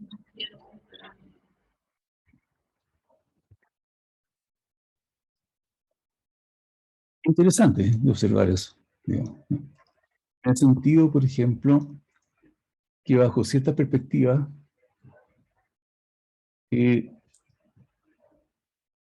es tan frecuente encontrar que un cuadro depresivo mayor, como el que tenía ella, cambia en 8 reuniones, ¿no? Hay otras escenas más adelante que, por razón de tiempo, a lo mejor voy a contar nomás, simplemente para destacar lo siguiente. Esta paciente que se quería ir a la 9ª reunión, que además remite a un tipo de experiencia que creo que fue Orlinsky, Guillermo, o fue Ken Hauer el que escribió en ese seguimiento de la terapia genérica que a la 8ª sesión se vio un número muy grande de personas por el bienestar de las primeras reuniones, ¿no? Hizo Blatt. ¿O fue Blatt? Blatt en el estudio de la Irene, ¿cómo se llama? Del 1988 sobre el estudio multicéntrico de depresión. Claro. Bueno, la experiencia con esta paciente de largo aliento fueron muchas sesiones, pero nos permitieron a mí, por ejemplo, resignificar y entender después cómo una experiencia inicial en una paciente tremendamente desconfiada, un fenómeno relativamente común en muchos pacientes con cuadros depresivos también, genera un tipo de vivencia que, si bien no tiene que ver con lo que muchas veces buscamos, ¿no es cierto?, como indicadores de cambio psíquico en terapias de largo aliento, pero sí una cierta sensación de bienestar inicial, que algunos han llamado cura transferencial, otros llamado huida a la salud, ¿no es cierto?, hay distintos nombres en la historia, ¿no es cierto?, en la psicoterapia. Pero es interesante, pensé yo, pensarlo desde el punto de vista de qué es eso que en un nivel que ya no tiene que ver con el cuadro psicopatológico de la depresión, ocurrió en esta paciente, que le permitió vincularse y generar una cierta sensación como de expectativa. Incluso, no sé, da la impresión, el cambio físico es bastante notorio, digamos, ¿no? La actitud también, ¿no? Entonces a mí me pareció que, reflexionando un poco más, pensé en la historia de ella, de la Jessica, que revisando la ficha clínica, igual que revisando las fichas de otros pacientes que tenemos con situaciones complejas de vida, es decir, múltiples internaciones, múltiples tratamientos antidepresivos, múltiples tratamientos, digamos, en momentos difíciles en términos farmacológicos, y con reintentos y reinternaciones, rehospitalizaciones, mirando la historia. Mirando la historia, esta paciente nunca estuvo antes, a los 38 años y desde los 18 años, en 20 años, y no estoy haciendo una crítica general a la institución porque todos podríamos, creo, haber caído en eso en algún minuto. De hecho, yo me formé en un momento en psiquiatría en términos tremendamente categoriales, desde los cuales uno puede no solamente categorizar, sino que tener una cierta anticipación respecto a que llamamos una depresión que responde a los medicamentos, que evoluciona como uno espera, y consideraciones al alta, como decir, mejoró la depresión. Entonces, evidentemente, a mí me impactó que esta paciente nunca recibió un tratamiento que le permitiera desplegar algo de su personalidad en un territorio distinto a ser tratada sistemáticamente como una paciente depresiva. Bueno, me gustaría solamente para terminar decir que todas las clasificaciones, todas las descripciones, todas las conceptualizaciones son organizaciones conceptuales, ¿no es cierto?, de valor temporal, que tienen un valor heurístico, que tienen la estructura de generar un lenguaje que permite comunicarnos entre nosotros, y que en la medida, obviamente, que entendemos que son herramientas que nos permiten seguir pensando sobre un fenómeno que finalmente es difícil de acceder, específicamente lo que se plantea en todos los capítulos del libro, ¿no es cierto?, la variedad de elementos que entran en juego para poder precisar qué es eso con lo cual uno podría trabajar con un ser humano que está instalado en una condición de paciente, pero como en el caso de esta paciente, y en el caso de muchos pacientes que nos ha tocado valorar a través de estos 30 años en el hospital, en una condición que conduce a la repetición.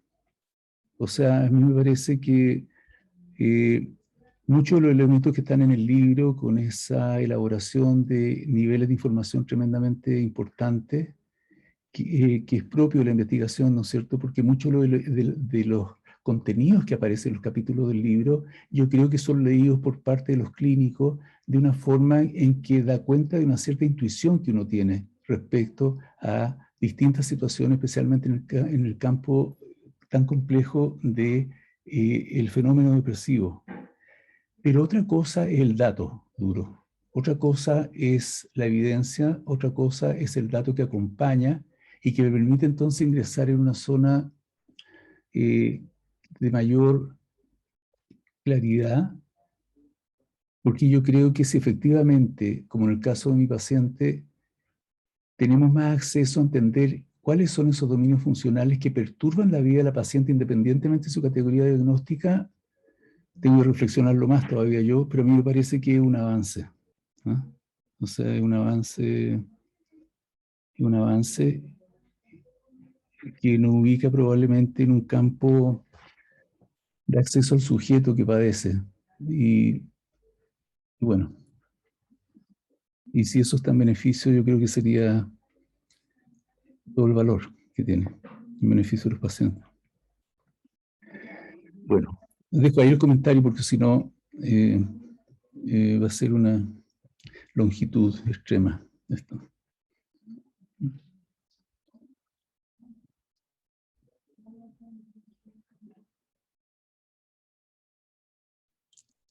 Vamos a dejar entonces un espacio para preguntas y comentarios.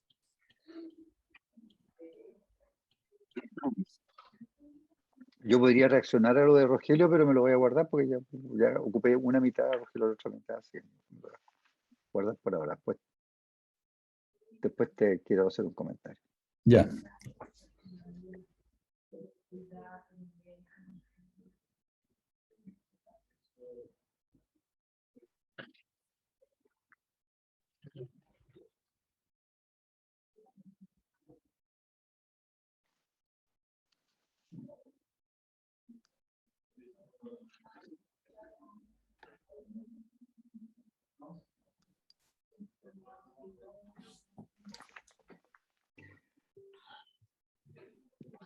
Bueno, te aprovecho, si que nadie... Eso, conversemos ya. No, digamos, re interesante, es súper interesante, ¿no? En el sentido de que porque tú a la paciente no la trataste de la depresión, ¿no? No le hiciste una psicoterapia de la depresión, ¿no? Le hiciste una psicoterapia de algo, ¿no? Y ese algo, ¿qué será? Pues, digamos, en el sentido, usando la terminología así que veníamos conversando ahora, ¿qué dominio funcional? Pero te lo pregunto no en términos del idioma ARDOC, sino que del idioma nuestro, digamos, ¿qué dominio funcional, ¿no? Ahí hay dos preguntas. ¿Qué dominio funcional habrás aprehendido, digamos, ¿no? Y habrás seguido y la habrás ayudado, ¿no? Dejo si queréis, no me contestéis para que opine otra gente. Ya. Hay unas manos levantadas. Sí, Juan Pablo e Isabel. Yo levanté la mano, ¿puedo hablar? Yo levanté la mano porque... espérate. Porque quiero reaccionar como editor del segundo libro, que debiera haber sido el primero en realidad, pero la verdad es que el nuestro se nos atrasó, bueno, por razones de todo tipo, además que es más largo, tiene 16 capítulos, y va a ser el segundo, porque el libro esto de trabajar es un fenómeno muy interesante, en realidad, de trabajar en paralelo, porque hemos trabajado en paralelo, en realidad con Guillermo, con Rogelio, son vidas que se entrecruzan, y me estoy refiriendo aquí básicamente no solo a las vidas personales, sino a las vidas profesionales, y este desarrollo intelectual y profesional que hemos tenido en estos últimos 30 años. Nosotros espero que con Alberto presentemos el libro nuestro en algún futuro cercano. El libro va a aparecer, debiera haber aparecido ya, pero por problemas no nuestros, sino de la editorial, la fecha de aparición es el 21 de diciembre. Bueno, la verdad es que tantos puntos se tocan, ¿no? Tantos puntos se tocan. Sin embargo, o sea, uno tiene, como quien dice, la pretensión de abarcar todos los temas posibles de esta complejidad. Pero eso no es posible. No existe cabeza, en fin, ni tiempo para abarcar todas las perspectivas posibles en este momento para entender el tema de la depresión en su interacción con la personalidad. Pero a mí me llama la atención que yo tendría que decir algo, porque lo reflexionamos en nuestro libro también, en cada uno de los puntos que Guillermo o Rogelio ha dicho algo. ¿Ah? Así que la verdad es que esta también es una especie de aperitivo para seguir la conversación más adelante, en un par de meses más, espero yo, cuando presentemos nuestro libro, que es sobre los modelos y las teorías etiopatogénicas en depresión, y cómo estos modelos y teorías etiopatogénicas son usados por el clínico en la práctica. Entonces, ese es un tema súper fascinante y que pareciera que no se termina nunca de profundizarlo, ¿no? Eso quería decirlo. Bueno, quería decir además que en realidad esta experiencia, y es la que estoy haciendo referencia ahora, no solo se refiere a estos 6 libros. Estos 6 libros son como una especie de proyección del trabajo entero de los 10 años de MIDAP, o sea, de los 7 que llevamos hasta el momento, del MIDAP. Porque en el MIDAP nos pasa lo mismo, estamos trabajando en paralelo, hay una especie de marco general, pero se nos escapa siempre el tema de todo el marco. ¿Ah?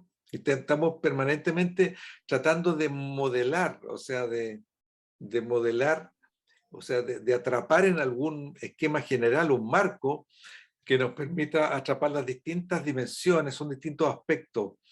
Hace tiempo estamos trabajando en esto. El OPD funciona con el mismo modelo epistemológico, en realidad. Son como distintos aspectos, distintos ejes, pero que muestran desde distintos puntos de vista a una persona compleja. O sea, el conflicto y las distintas dimensiones son todas dimensiones. Son todas dimensiones. Entonces todas están jugando y todas interactúan entre sí dinámicamente. Eso es lo más fascinante y lo más interesante. Bueno, quedo aquí nomás. O sea, lo que quiero decir en realidad es que no podemos funcionar sin este tipo de reuniones, no podemos funcionar sin este tipo de conversaciones en las cuales ponemos sobre la mesa y como de repente vislumbramos una suerte de unidad, pero esa unidad en ese mismo momento se nos escapa, ¿te fijas? Pero eso es lo que nos permite seguir pensando. Así que muchas gracias, Guillermo y Rogelio. Gracias, Juan Pablo. Isabel levantó la mano también. Isabel. Sí, gracias. Hola. Tengo un par de preguntas. Las largo todas ahora y vamos viendo. La primera que no sé si lo entendí bien, en verdad, que en relación a los dominios disfuncionales, uno pudiese tener una cierta lectura de qué dominios están más disminuidos en el caso de un diagnóstico de depresión o de trastorno de personalidad. Entiendo que estamos hablando de categoría versus dimensiones, entonces no sé si es aplicable, pero esa sería una primera pregunta. ¿Existen ciertos dominios generales como el síndrome, más dominios disfuncionales específicos de un sujeto particular? La segunda pregunta que quiero hacer, que me pareció muy interesante de Rogelio, era ¿por qué estaban haciendo esa lectura de perfil de apego terapeuta-paciente? En lo que vos mostraste. Y la tercera pregunta es si uno pudiese pensar en dominios disfuncionales de cada persona, quizás podría también en la diada terapéutica pensar cómo funcionamos, porque todos tenemos funciones más debilitadas, no desorganizadas, pero más disminuidas. ¿Cómo se engarzarán en la relación cuando uno tiene un paciente que a lo mejor tiene disfunciones muy grandes, dominios disfuncionales, cómo se engarza uno lo del terapeuta, si lo han pensado, cómo lo ven, etc. Diré las tres porque así... Está bien. Yo te contesto rápidamente la primera. Todos tenemos todos los dominios funcionales, ¿no? Esa es la gracia, digamos, ¿no? Que todos tenemos todos los dominios funcionales. Y en ese sentido, el paradigma de investigación en dominios funcionales es distinto que el paradigma de investigación en la mirada categorial, porque en la mirada categorial tú tratas de tomar el paciente más depresivo, y compararlo con el paciente más sano, ¿no? Y buscar, por ejemplo, cuáles son los marcadores biológicos que hay debajo, ¿no?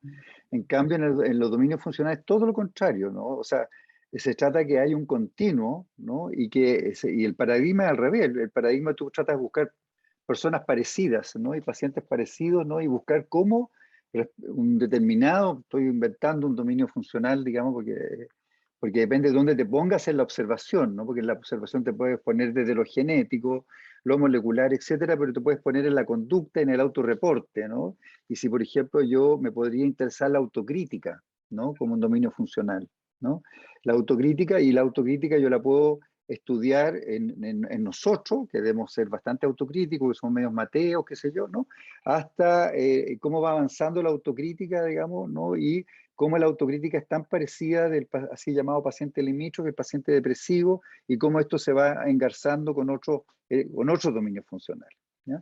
Entonces, en ese sentido, el OPD, por ejemplo, ¿no? Que menciona Juan Pablo, funciona en dominios funcionales psicodinámicos, ¿no? Que tienen ¿no? Que tienen una manifestación y un lenguaje, digamos, que es psicodinámico, pero en el fondo son dominios funcionales, ¿cierto? Y dominios funcionales es es aquello, digamos, y por eso se habla de los fenotipos intermedios, ¿no? Es aquello que subyace a una realidad compleja y que es medible, eventualmente medible, ¿no? Y esa es la gracia de los dominios funcionales, que son medibles, como quiera, ¿no? A lo mejor los puedo querer medir, digamos, con un electroencefalograma, a ver si, ¿no? O los puedo querer medir con un autorreporte, o los quiero poder medir en una entrevista clínica, ¿no? Y ponerle un puntaje, ¿no? Como lo hace el OPD. Eso. Claro, súper claro eso. Le comento algo cortito también a Isabel a propósito de la pregunta que hizo ella respecto a por qué se hizo ese estudio incluyendo los perfiles de apego. La razón no es compleja, digamos, en el sentido que en un grupo de trabajo como el nuestro hay intereses teóricos distintos también y lecturas distintas e intereses distintos también respecto a cómo mirar el proceso terapéutico. En ese momento, algunas personas del grupo estaban interesados en la teoría de apego y se habían hecho también una validación de uno de los instrumentos también acá en Santiago. Y así como estaba el interés por aplicar estos instrumentos porque la paciente tenía ciertas características que hacían pensar respecto a conocimientos que hay en los desarrollos teóricos respecto a trastornos de personalidad desde el punto de vista del apego, ¿cierto? Y que es una línea de trabajo. A mí también, por ejemplo, me interesaba investigar, y no lo mostré acá, en una línea de trabajo que nos interesaba reconocer, por ejemplo, posiciones subjetivas del paciente y del terapeuta en relación al lenguaje, cómo se da la interacción lingüística entre paciente y terapeuta, y sobre eso tenemos otras evaluaciones, ¿no? Que unas se basan en un trabajo que hizo Claudio Martínez con la Lenka Tomasic, evaluando también esta y otras terapias, que definieron ciertas posiciones subjetivas como sujetos discursivos, ¿no? Entonces, a lo mejor eso se me olvidó comentar, Guillermo, que por ejemplo, si nosotros miráramos, ¿no es cierto?, esa evaluación respecto que estuvimos haciendo sobre los distintos sujetos discursivos que aparecían en la terapia, ¿cierto? Eso también es una manera de observar que ya no tiene que ver con que está deprimida o tiene síntomas de tal o cual tipo, ¿no? Sino que da cuenta de una manera de observar, que da cuenta de una posición psicológica al paciente que se manifiesta en una determinada estructura discursiva, que la hemos ido viendo que está asociado con momentos que nosotros hemos llamado de hecho clínico, es decir, como indicador de un posible cambio en la posición subjetiva del paciente. Por ejemplo, yo me di cuenta a posteriori, porque no me daba cuenta en las sesiones, sino que evaluando a posteriori, que por ejemplo, cuando la paciente se ponía, la llamamos achorada, o se ponía como media arrogante, yo caía en un sujeto discursivo un poco profesor, yo. Que desde otro punto de vista teórico, alguien lo podría llamar una contractuación, ¿no? Y que desde otra perspectiva teórica, por ejemplo, cuando la paciente hablaba de una forma que aparecía la posibilidad de que ella entrara en un estado mental muy distinto al que se venía viendo en la sesión, generalmente correspondía cuando yo tenía un lenguaje que llamamos propositivo, no un lenguaje indicativo, no un lenguaje... Entonces, son formas de investigar que responden a inquietudes que tenemos en el grupo respecto a distintas formas de entender cómo se está constituyendo, digamos, la experiencia psicológica y los factores de cambio que nos interesan. Y bueno, esa es la segunda pregunta tuya. Y parece que la tercera tenía que ver con algo de Guillermo también, ¿no? Ah, no, lo respondiste tú, Guillermo, los dos. Yo creo que sí. Alberto pidió la palabra y Edgardo después. Edgardo Tumala. Gracias, Rogelio. ¿Se escucha bien? Sí. Sí. Yo quería decir tres cosas muy breves. Primero, felicitarlos por la presentación y agradecer el trabajo de Guillermo. La verdad es que editar un libro es un tremendo trabajo. Y ahí la figura del editor y los editores, sobre todo para los autores, es súper importante. Yo creo que hay una generosidad y una cortesía en el trabajo de Guillermo y los coeditores que como autor y coautor se agradece, porque es un trabajo bien pesado. Lo segundo es una... me gustaría plantearlo como una inquietud, que a propósito de pensar cómo entender estos sistemas clasificatorios, Guillermo habló del ARDOC, en el sentido que siempre estos grandes programas tienen ciertas premisas y el ARDOC parte de una premisa que es que las enfermedades mentales son enfermedades del cerebro, que esa es una frase que a mí siempre me ha dejado pensando. De hecho, no es una frase original del ARDOC, esa frase la planteó la psicopatología desde Kraepelin en adelante. Jaspers parte de su psicopatología general planteando ese dilema. Pero a mí me parece interesante en el sentido que efectivamente la depresión no existe. O sea, uno no se encuentra en la calle con una depresión. Así como uno puede encontrarse con unas células infartadas, por ejemplo. Eso uno lo puede ver al microscopio o un tumor cerebral, qué sé yo. Uno no se encuentra con una depresión, se encuentra con sujetos deprimidos. Y por lo tanto, pensar que las enfermedades mentales son enfermedades del cerebro y suponer esa premisa como para entender todas estas dimensiones o estas formas de catalogar la depresión o las dimensiones, qué sé yo, desde un punto de vista conductual, comportante, etcétera, etcétera, yo creo que uno tiene que pensarla. A mí me ha hecho reflexionar mucho, en el sentido de que si, por ejemplo, uno piensa que las enfermedades mentales son enfermedades del cerebro, ¿qué significa eso? Es como si uno dijera que las enfermedades renales son enfermedades del riñón, porque si son mentales no son del cerebro, y si son cerebrales no son mentales. ¿Qué significa esto? Que sean mentales cerebrales. ¿Significa que yo tengo que derivar al neurólogo porque tengo una enfermedad mental, porque son del cerebro?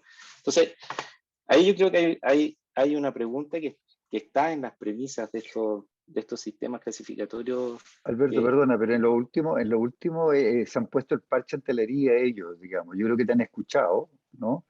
Porque lo que ellos dicen hoy día es que por lo menos se manifiesta. Por lo menos hay una manifestación cerebral. No necesariamente que sea una enfermedad del cerebro o causada, digamos, ¿no? Desde el cerebro, pero que si nosotros buscamos una manifestación probablemente vamos a encontrar. Eso lo... Sí. Y eso también es interesante porque yo no conozco a ningún psiquiatra que mande primero al neurólogo, aunque haya una manifestación cerebral. Esta misma conversación está provocando modificaciones cerebrales en todos nosotros.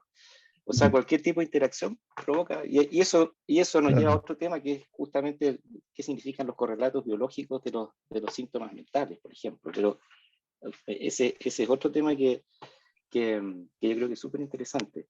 Y lo tercero, para terminar, a propósito de esa pregunta clínica que Guillermo le hizo a Rogelio, yo creo que la respuesta la da la paciente. Cuando, de hecho, en la primera entrevista ya se ve un cambio en un momento y otro, cuando Rogelio le pregunta, hace una intervención, la paciente le dice, bueno, lo que pasa es que usted me habla de una manera distinta a cómo me habla mi marido. Y yo creo que ahí está dando la respuesta. O sea, que ya hay un tema de lenguaje, de discurso, de relación que tú le ofreces ahí, que es completamente distinto a cómo le habla a su marido. Yo creo que eso es lo que de alguna manera permitió cambiar, y como dice Guillermo, probablemente ahí no trataste la depresión, sino que obviamente hubo un tratamiento sobre el sujeto o la sujeta. Sí. para decirlo. Muy interesante, dan ganas de hacer, bueno, ya. Siempre pasa lo mismo. Está Edgardo y Sandra. Edgardo. Edgardo. Se escucha poco, Edgardo, se escucha muy bajito.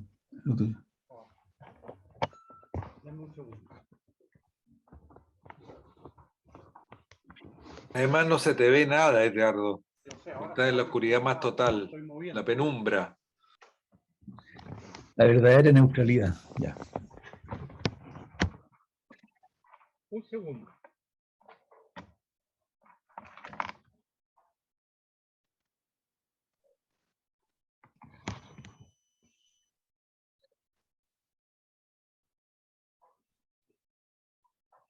Pasemos a la Sandra y después volvemos a Edgardo.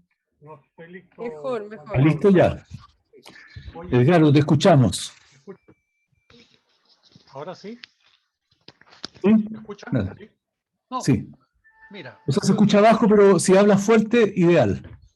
yo creo que el tema, lo que quiero decir básicamente, es que Ujú. todos los que hacemos clínica siempre nos sentimos en algún nivel insuficientes con el conocimiento que tenemos, ¿no es cierto? Especialmente con el tema de la depresión, especialmente las relaciones mente-cuerpo, ¿no es cierto? Cómo mezclamos la psiquiatría con la psicoterapia, etcétera, y siempre estamos, ¿no?, con la sensación de la insuficiencia.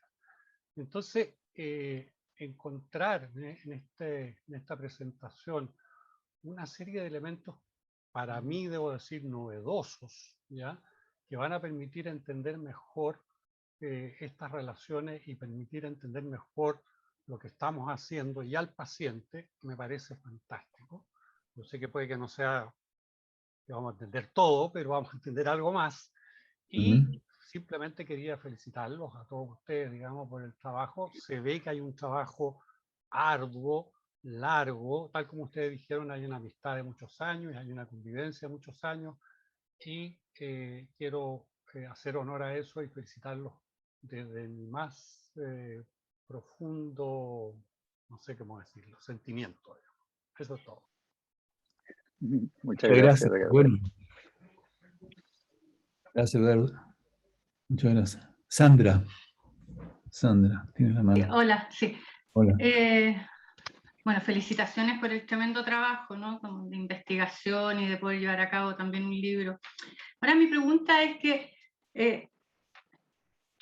hay algo que no se puede desmentir en esta audiencia o también en las personas que hicieron esta investigación, es que si bien son psiquiatras, son psicoanalistas y son psicoterapeutas, ¿no? Entonces, la pregunta está enfocada en ¿qué significaría esto de la psicoterapia de precisión y qué tiene que ver con el psicoanálisis?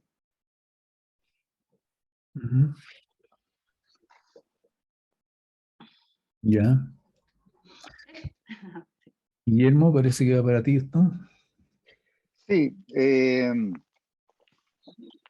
yo creo que en los años 90, digamos, en los años 90, sin saber que venía todo esto, o sea, en los años 90, muy influidos, no lo explicita, digamos, nuestro amigo Manfred Zepka, en paz descanse, que veníamos de la misma escuela, digamos, de Ulm, ¿no? Y la misma escuela donde se hablaba de indicación adaptativa, ¿no? Y cómo nos adaptamos, digamos, al meollo, el motivo de consulta, ¿no?, del paciente.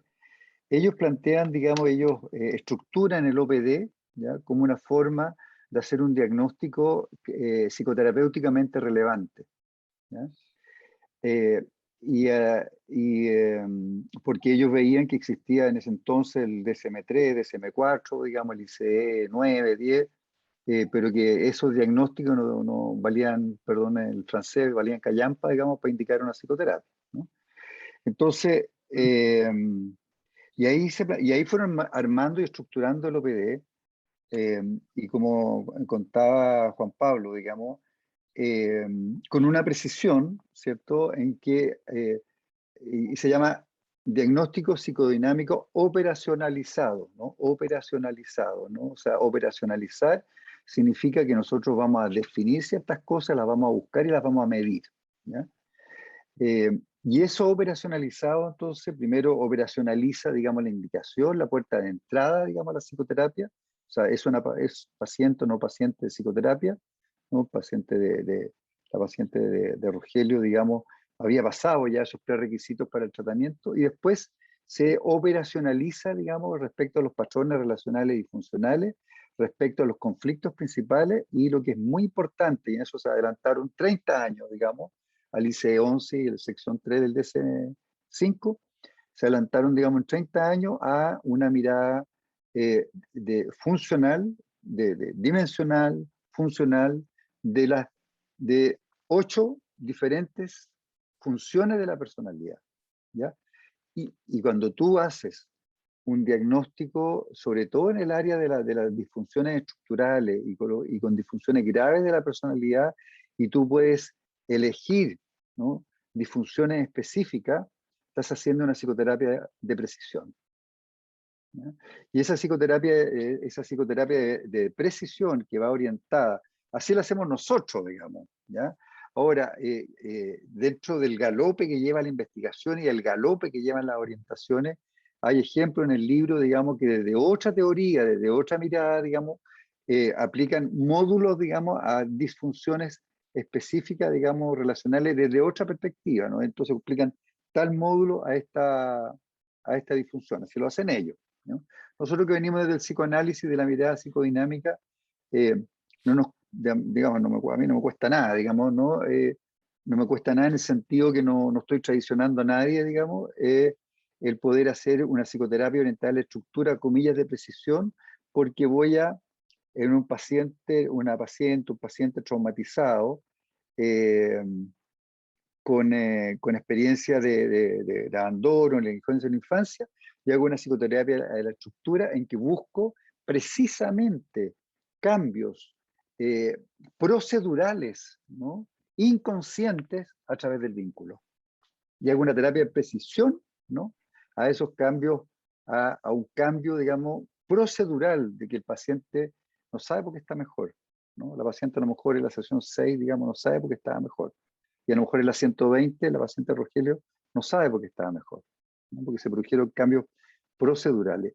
Ahora, lo que pasa es que en el OPD, ¿te fijas? Uno tiene conciencia sobre lo que está haciendo, digamos, tiene conciencia sobre el modelo, y uno podría decir en ese caso es una psicoterapia de precisión. Desde otros modelos lo van a aplicar diferente. Por ejemplo, hay terapias de grupo, digamos, paradigma de investigación, terapia de grupo para pacientes de trastorno limítrofe, en que aplican un módulo específico para enseñarles a regular sus emociones versus, digamos, antes y después de este módulo específico, ¿no? Y van específicamente, digamos, precisamente a la desregulación emocional. El resto lo hacen como siempre, ¿no? Y aplican un módulo y ven, digamos, y comparan, ¿no? Qué pasa antes, una vez que le aplican el módulo, y después, ¿no? En el mismo grupo de pacientes, ¿no? Y ese puede ser un grupo psicodinámico, por ejemplo, ¿cierto? Pero que se nutren desde otra orientación, ¿no? Para una cosa como DBT, ¿no? Psicoeducativa, grounding, ¿no? Nosotros los becados, Javier aquí presente, hacemos esta cosa como integrativa de nutrirnos de otras fuentes, digamos, y ellos lo hacen espontáneamente por lo demás, de nutrirse de otras fuentes para tratar disfunciones específicas, digamos, ¿no? Y en ese sentido es de precisión. Oye, ¿puedo...? Sí, adelante, Juan Pablo. Dale. Mira, yo supongo, Sandra, no sé si te interpreto, pero que supongo que lo que dijo Guillermo no te satisface, porque yo entiendo, no sé si me equivoco, que tu pregunta tiene que ver con algo que efectivamente es un tema, es una especie de división de las aguas en psicoanálisis, y que ha sido motivo de sufrimiento para mí en realidad, porque durante 40 años, ¿qué tiene que ver esto de medicina a la precisión, que es un asunto tan positivista, tan mecanicista, tan no sé qué sé yo, con el psicoanálisis que nos han enseñado y que aprendemos en la institución psicoanalítica, que lo primero que hay que hacer, y en esto están de acuerdo yo creo que todos los psicoanalistas clínicos, hay que echarse para atrás, el diagnóstico no es importante, digamos, y hay que escuchar. Pues había alguna vez, en algún momento determinado, que la verdad es que no se hacía diagnóstico en psicoanálisis, no, a la persona se las tiraba inmediatamente al diván. Era como un pase de judo, digamos.